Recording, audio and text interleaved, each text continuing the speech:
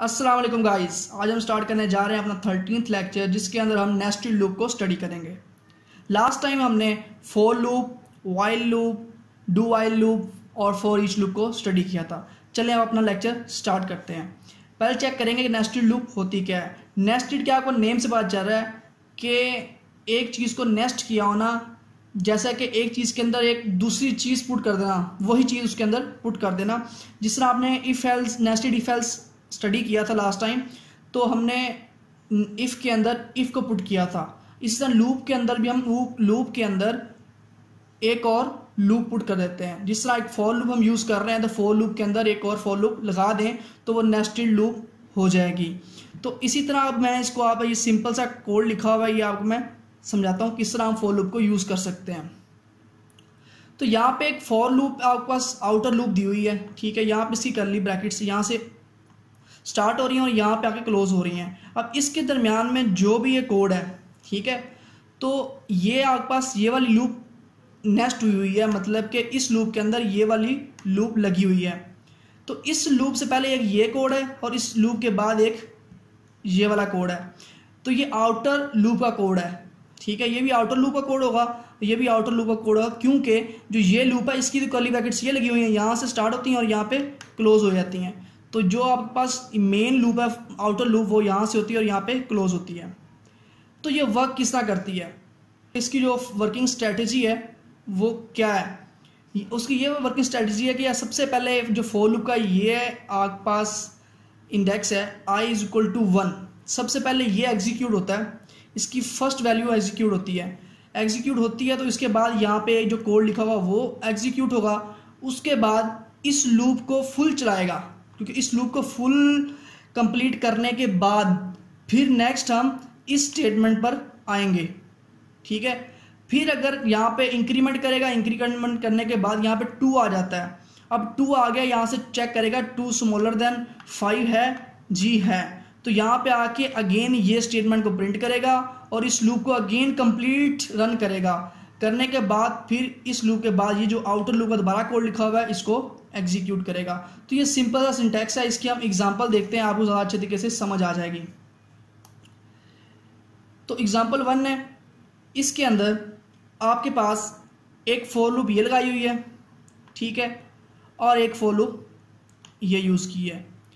अब जो first for loop है, ठीक है, इसका जो इंडेक्स 1 है, फर्स्ट वैल्यू है, पहले वैल्यू सबसे पहले यहाँ पे आके 1 एग्जीक्यूट होगा, यहाँ पे 1 आ गया, सही है।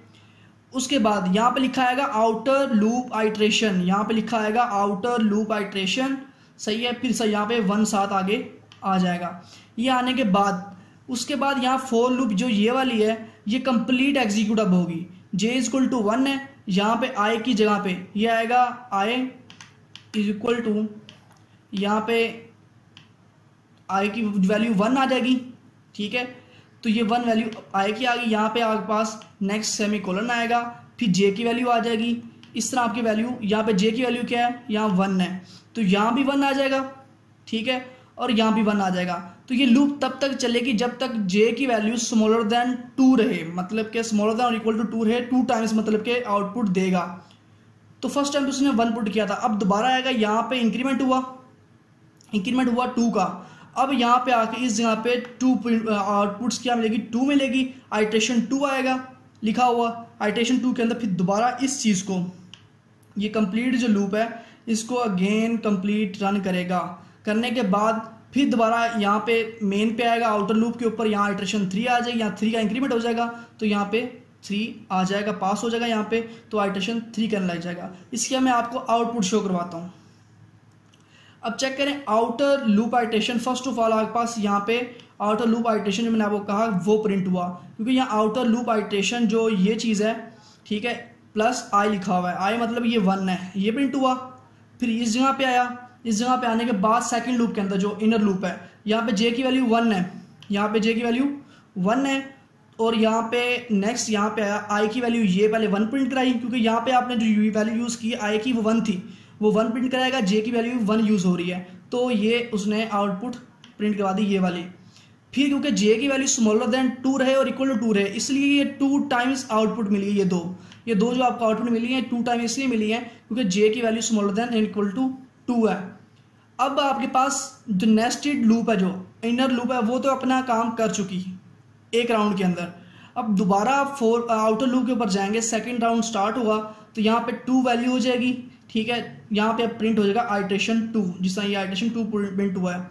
तो फिर इसी तरह ही ये दोबारा दो आउटपुट प्रिंट होंगी। इस तरह ये आपके पास क्वेश्चन कंप्लीट चलता जाएगा। आप इसको प्रैक्टिस करेंगे, आपको ज़्यादा अच्छे तरीके से समझ आएगी इसकी।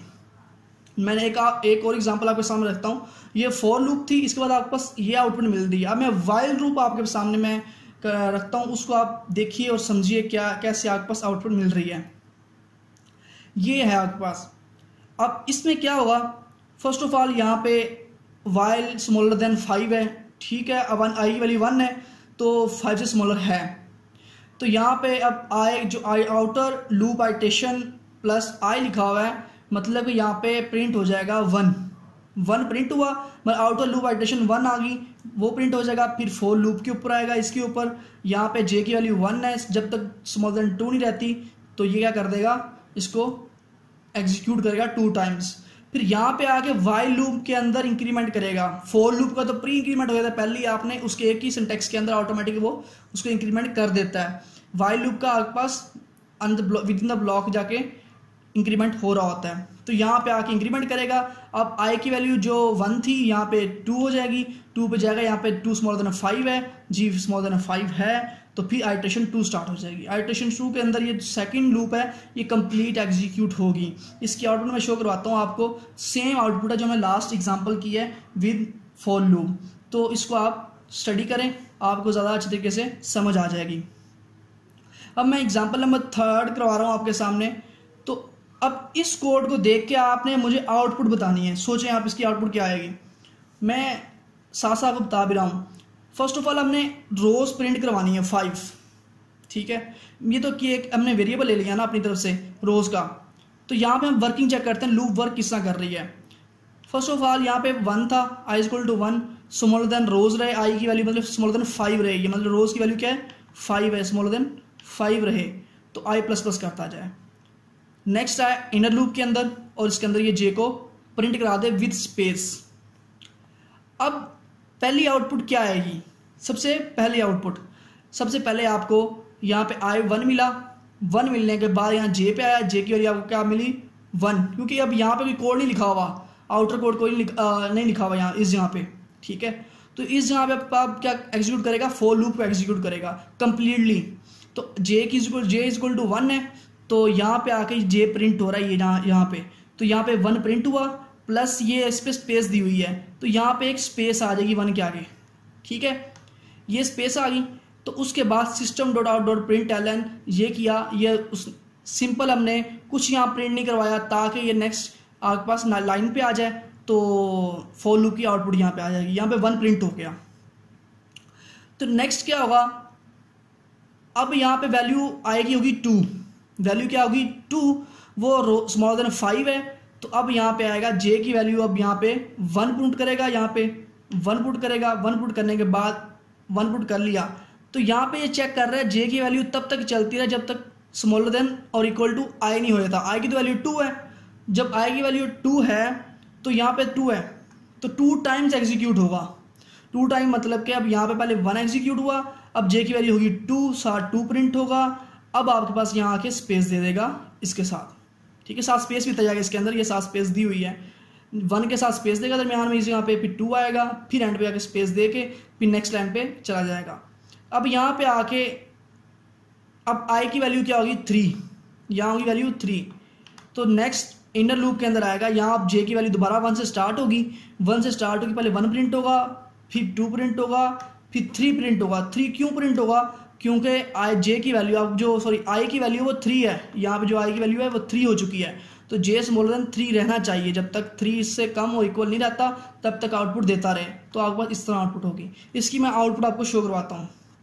ये आउटपुट है जी इसकी। फर्स्ट ऑफ ऑल आपके पास ये 1 प्रिंट हुआ, ये स्पेस आ गई आगे एक 1 के बाद, फिर 1 2 प्रिंट हुआ, फिर 1 के दरम्यान में भी स्पेस है, 2 के दरम्यान और 3 के दरम्यान भी स्पेस है। क्यों, यहाँ पे हम स्पेस यूज़ कर रहे हैं, ठीक है। और ये आपके पास सिंपल नेक्स्ट लाइन पे जाने के लिए है। आपके पास ये तमाम आउटपुट आ चुकी हैं।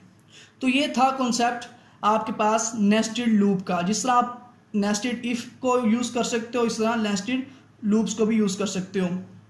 आप इसकी प्रैक्टिस करें, गूगल पे जाएं, वहाँ जाके सर्च करें नेस्टेड लूप एक्सरसाइजेज के नेम से, तो वहाँ पे आपको बहुत सारी एक्सरसाइज मिल जाएंगी। तो वहाँ पे आप डिफरेंट पैटर्न्स आपको मिलेंगे। जिस तरह आपने एक स्टार प्रिंट करवाना है, एक लाइन में आपने 5 स्टार प्रिंट करवाने हैं, तो 5 स्टार प्रिंट करा लो। सेकेंड लाइन में आपने 3 स्टार प्रिंट कराने हैं, फिर उसके बाद 2, फिर उसके बाद 1। आप इस तरह के पैटर्न भी प्रिंट करवा सकते हो नेस्टेड लूप के अंदर। तो ये प्रिंट है, जब आप ये पैटर्न प्रिंट करवाओगे, इसका फ़ायदा क्या होगा, आपको नेस्टेड लूप बड़ी अच्छी तरीके से समझ आ जाएंगी। ठीक है, आपको दोबारा भूलेंगे नहीं। चलें ठीक है, आज के लिए इतना ही। नेक्स्ट लेक्चर में मुलाकात होगी। अल्लाह हाफिज़।